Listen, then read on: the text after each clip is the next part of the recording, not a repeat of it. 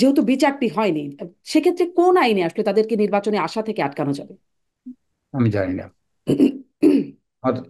আমার এটা বিষয় নয়। আমি আমি আমার সেই সম্পর্কে ধারণা নেই। আচ্ছা, তারা বলছে, এখন আপনি বলছেন তারা যদি এটি তাদের উপর অনেকাংশে নির্ভর করে, তাদের আসলে আমরা দেখিনি। আপনি বলছিলেন যে তারা এখনো পর্যন্ত কোন রকম অনুতাপ অনুশোচনা সেগুলো প্রকাশ করেনি। একদম সম্প্রতি বাহাউদ্দিন নাসিমের একটি সাক্ষাৎকার পাওয়া যাচ্ছে, সেখানে তিনি বলছেন যে ভুলগুলো জাতির কাছে প্রকাশ করেই আমরা জাতির কাছে ভুল শুধরানোর পথ দেখাবো, ক্ষমা চাইবো। আহ আপনি কিভাবে দেখেন এই অবস্থানকে? এটা আমরা অপেক্ষা করব।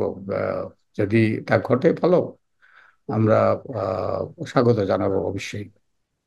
এবং একই সাথে যারা দায়ী তাদেরকে বিচারের আওতায় এনে তাদেরকে দৃষ্টান্তমূলক শাস্তি দেওয়াটাও গুরুত্বপূর্ণ হবে। জি। কিন্তু আসলে সামনে নির্বাচনে তারা থাকতে পারবে কি পারবে না সেটি আপনি জানেন না। সংস্কার কমিশন এই বিষয়ে কোনো রকম সুপারিশ বা কিছু করবে না? আপনার একটি বক্তব্য দেখছিলাম যে যদি আওয়ামী লীগ না আসে তাহলে নির্বাচন অগ্রহণযোগ্য হবে না। গণমাধ্যমে আপনার এই বক্তব্যটি দেখছিলাম। মানে তা মানুষের হাতে।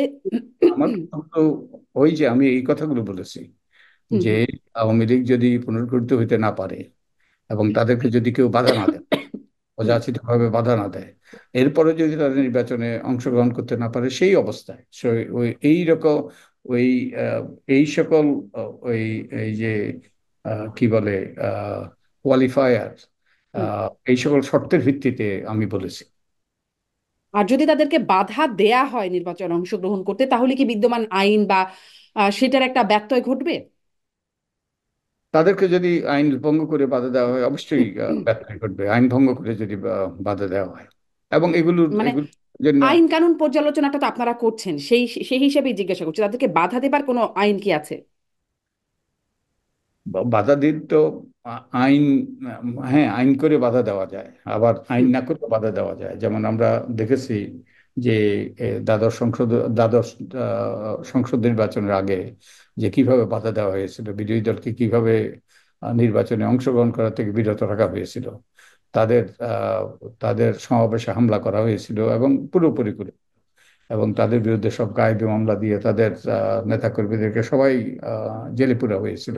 এ তো সুস্পষ্টভাবে এটা সেটি তো আহ, একটা খুবই নিন্দনীয় জায়গা, মানে সেটি তো একটা নিন্দনীয় জায়গা। বা কিন্তু সরকারের থেকে যদি মানে সংস্কার করে সুষ্ঠুভাবে করতে হয়, তাহলে তো এই নিন্দনীয় পথটি অবলম্বন করবার কথা না। আমি এই জন্যই জিজ্ঞাসা করছি যে বাধা দেবার কোনো প্রক্রিয়া আসলে আছে কিনা, আমি মানে জানি না। সঠিক প্রক্রিয়া।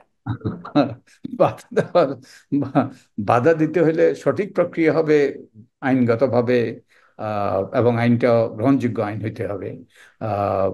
তো আমি আশা করি গ্রহণযোগ্য আইনের মাধ্যমে তারা গ্রহণযোগ্য আইন তারা প্রয়োগ করবে, যেই ব্যবস্থায় নিতে হয়।